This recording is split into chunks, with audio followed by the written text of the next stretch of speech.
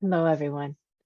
My name is Joyce Kling, and I'm the current president of TESOL International Association.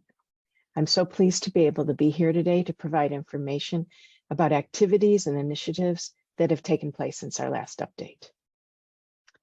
Over the last year, the TESOL Board of Directors has engaged in a comprehensive process to formalize our strategic direction, and I'm very pleased to be able to introduce this publicly today. We gathered information from many of you, our TESOL leaders and staff, and established 8 priorities for the coming years. So our new strategic direction, 2022-2025, was created as an agile framework, and this means that it's grounded in continuous incremental improvements. It'll evolve with us and allow us to be more responsive to the dynamic times that are here to stay. This, of course, leads me to our budget and TESOL's financials. I'm also very pleased to share that the TESOL Board of Directors, at its most recent meeting, adopted our budget for the fiscal year 2023, and this covers the period from the 1st of November 2022 through the 31st of October 2023. The budget reflects the reality that TESOL will likely need at least one more year to recover financially, given the continued economic and political volatility.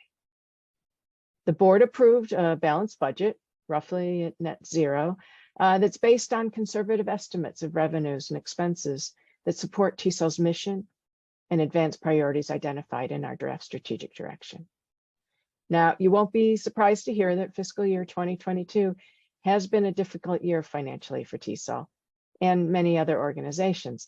Unlike 2020 and 2021, the US government didn't provide pandemic-related financial support, so we're back on our own. Fortunately, we've been able to return to our in-person events, but attendance isn't quite back up to pre-pandemic levels just yet. So the volatility of the global markets also significantly impacted our investments. We remain hopeful for the future, which is why the board believes that we can achieve a balanced budget for fiscal year 2023. I do want to touch on some of our accomplishments. We've just kicked off our diversity, equity, inclusion, and access training. The board recently selected the Peace Learning Center as a partner for our TESOL in our DEIA journey. So during the months of October and November, the TESOL Board of Directors, volunteer leaders, and TESOL staff, they will engage in a series of DEIA training workshops. And we believe this is an important next step in TESOL's commitment to this area.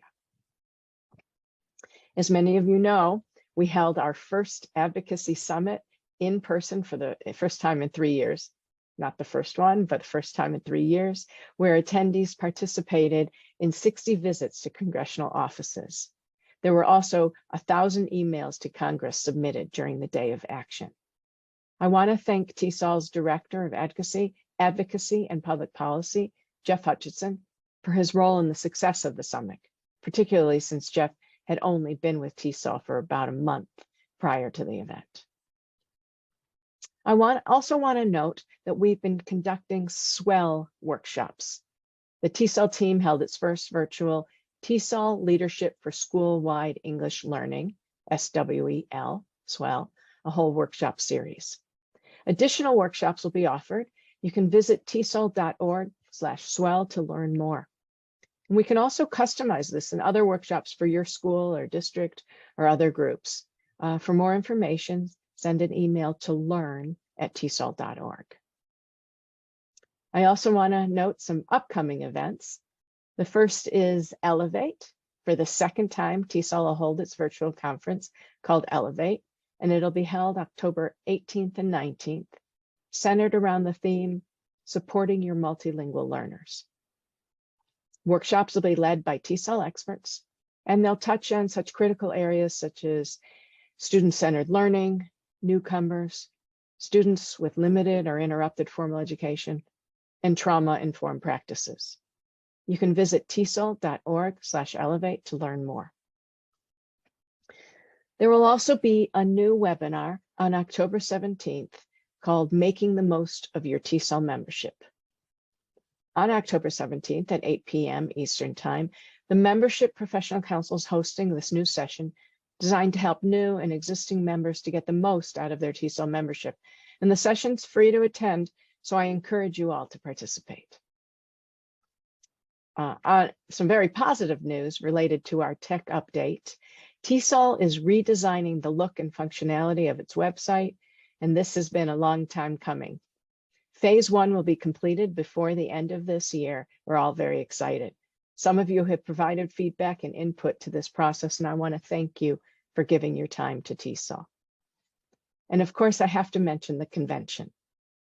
TESOL 2023 will be in person and virtual. After last year's convention, we evaluated the feedback and made some adjustments. We will gather in person from March 21st to 24th in Portland, Oregon, and then online beginning April 3rd. In-person attendees will have access to the online platform as part of their registration. But if you can't attend in person, please register for the virtual only conference. Sessions presented in person and virtually will be different. So keep an eye out in your email, and registration will be opening in November. So in conclusion, I'd like to thank you for your time today. Thank you for listening, and thank you for being a part of the TESOL family.